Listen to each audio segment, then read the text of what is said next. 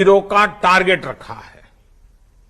अब देश का फोकस ग्रीन ग्रोथ पर है, और जब ग्रीन ग्रोथ की बात करते हैं तो ग्रीन जॉब के लिए भी बहुत अवसर पैदा होते हैं।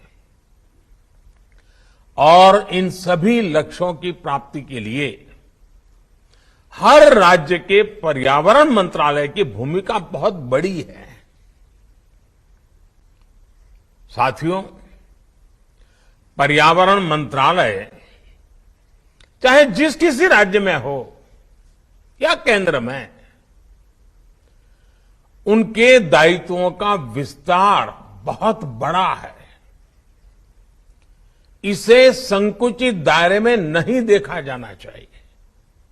दुर्भाग्य से समय के साथ हमारी व्यवस्था में एक सोच ये हावी होती चली गई कि पर्यावरण मंत्रालय की भूमिका रेगुलेटर के तौर पर ज्यादा है। लेकिन मैं समझता हूं पर्यावरण मंत्रालय का काम रेगुलेटर से भी ज्यादा पर्यावरण को प्रोत्साहित करने का है।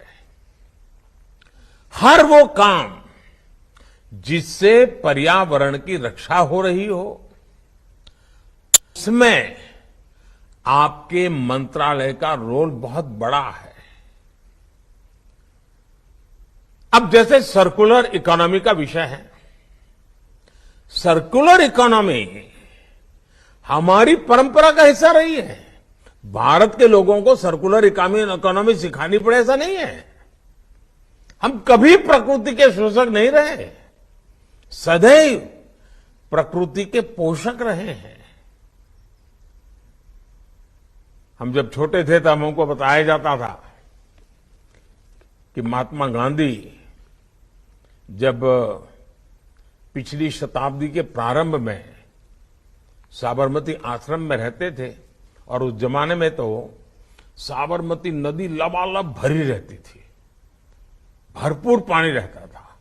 उसके बावजूद भी अगर किसी को गांधी जी ने देख लिया कि पानी को बर्बाद कर रहा है, तो गांधी जी उसे टोके बिना रहते नहीं थे।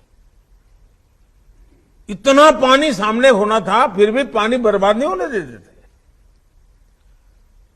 आज कितने ही घरों में, आप में से शायद हर कोई को पता होगा, हर एक के घर में होगा, अनेक घर ऐसे हैं, कपड़े हो, अखबार हो, और भी छोटी मोटी चीजें हो, हर चीज को हमारे यहां रीयूज किया जाता है, रिसाइकल किया जाता है, और जब तक उसका बिल्कुल समाप्ति न हो जाए तब तक हम उपयोग करते रहते हैं। अपने परिवारों का संस्कार है, और ये कोई कंजूसी नहीं है, ये प्रकृति के प्रति सजगता है, संवेदना है।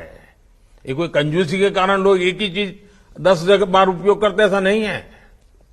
ये सभी हमारे जो पर्यावरण मंत्री आज आए हैं, मैं उनको आग्रह करूंगा कि आप भी अपने राज्यों में सर्कुलर इकोनॉमी को ज्यादा से ज्यादा बढ़ावा दें।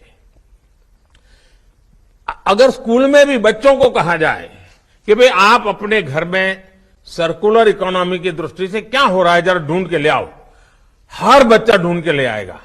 कॉन्शियसनेस आएगा कि इसको सर्कुलर इकोनॉमी कहते हैं, और इससे सॉलिड वेस्ट मैनेजमेंट और सिंगल यूज प्लास्टिक से मुक्ति के हमारे अभियान को भी ताकत मिलेगी।